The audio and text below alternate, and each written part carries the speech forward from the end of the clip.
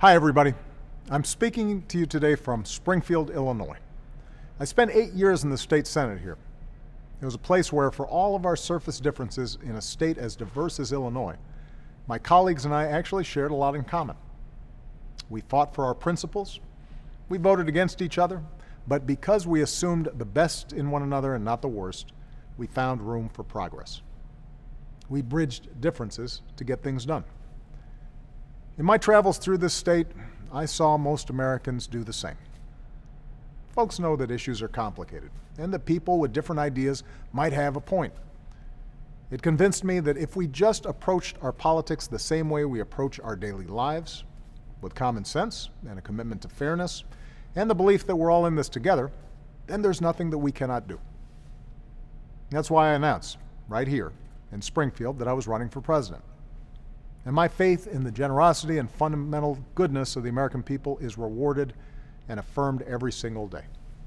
But I'll be the first to admit that the tone of our politics hasn't gotten better, but worse. Too many people feel like the system is rigged and their voices don't matter. And when good people are pushed away from participating in our public life, more powerful and extreme voices will fill the void. They'll be the ones who gain control over decisions that could send a young soldier to war, or allow another economic crisis, or roll back the rights that generations of Americans have fought to secure. The good news is there's a lot we can do about this, from reducing the influence of money in our politics, to changing the way we draw congressional districts, to simply changing the way we treat each other. That's what I came back here to talk about this week, and I hope you check out my full speech at whitehouse.gov. One thing I focused on, for example, was how we can make voting easier, not harder, and modernize it for the way we live now. Here in Illinois, a new law allows citizens to register and vote at the polls on Election Day.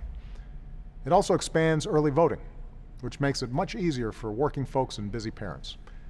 We're also considering automatic voter registration for every citizen when they apply for a driver's license. And I'm calling on more states to adopt steps like these.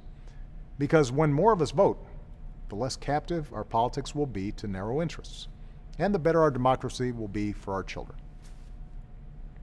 9 years after I first announced for this office, I still believe in a politics of hope. And for all the challenges of a changing world, for all the imperfections of our democracy, choosing a politics of hope is something that is entirely up to each of us. Thanks, everybody.